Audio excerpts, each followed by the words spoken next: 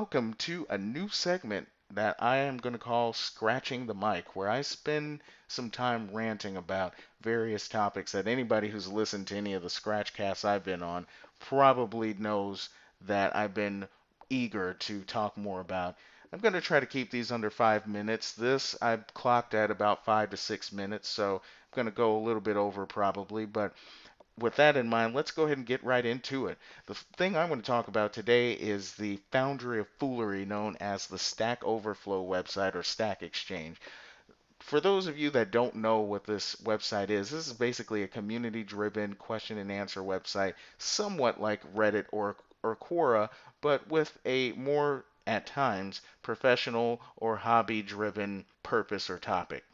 My main problems with this website are twofold. One is the draconian leadership or the moderators, and the other is that of the heavy dependence upon recruiters to rely on this site to find candidates. The reason I have an issue with the community at large is that this is a website that claims to be about sophistication, and the extent of your questions better have meaning and purpose, and you should not just ask questions for the sake of asking questions.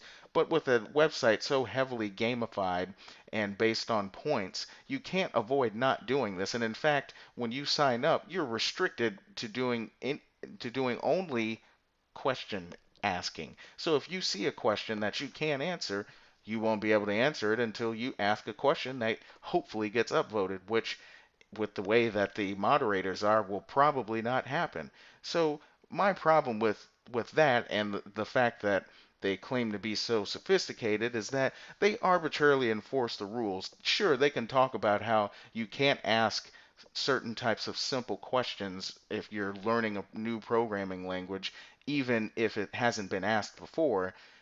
And then you'll go to the website and they'll ask a question such as, on the academic website anyway, they'll ask a question such as, how do I deal with students that keep farting in the classroom? Yeah, real sophisticated and intelligent stuff there, guys. Then you'll have the other problem of you'll go there and you'll see on the programming related side of things, you'll see a question such as, how do I check if a file exists in Python? And that gets over 2,000 upvotes. The simplest question in the world, barely a one-liner, and it's upvoted. But heaven forbid the wrong person asked that question, well, then it's going to be downvoted, and somebody's going to say, I'm not going to do my work for you, or go look it up. Yeah, great stuff there, guys. As you could guess, with any website that is heavily driven on score or points, there comes a time when if you are downvoted, the spirit of the website suggests that you should give a reason why, but you don't all the time.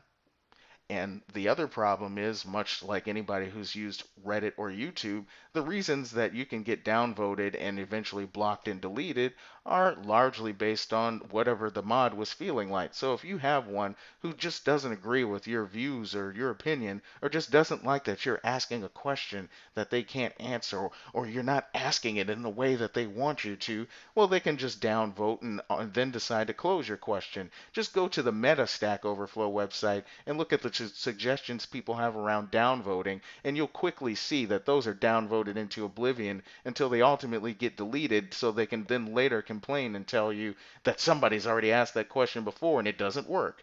Then we get to the other problem of recruiters. Whenever we're looking at something that's heavily driven by a point system or the perception of involvement and participation, recruiters like to take the lazy approach and they'd like to just go and look and see if there's a quick checkbox that they can use to make sure that you are as competent as they want to believe you are, then they're going to take it.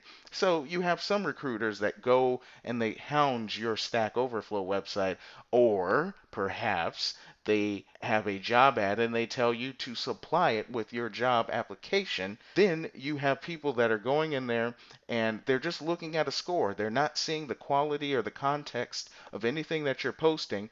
So if they see a high score, they can think, oh, this person's credible, when they can just be asking a bunch of fart questions all over the website. And these shrieking imbeciles will actually spend their time thinking, oh, this is a qualified candidate, so let's go ahead and bring him in, him or her in.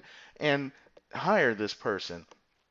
And you can imagine, as with anything that recruiters ever do, that this is lends itself to a lot of problems. And when you have moderators who are looking to get the most amount of points, well, when you have the problems we have with moderators, guess who gets the job?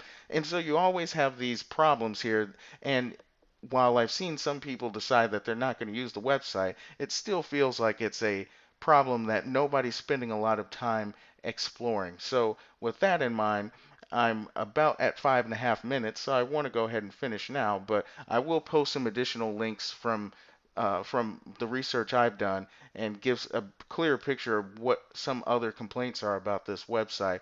But uh, just stay away from this place. This place is trash. They never have anything of any value, and it's heavily based on opinions, just like every other website that you go to, every social network you go to now. So, with that in mind, I hope you enjoyed this rant, and I'm looking forward to doing the next one.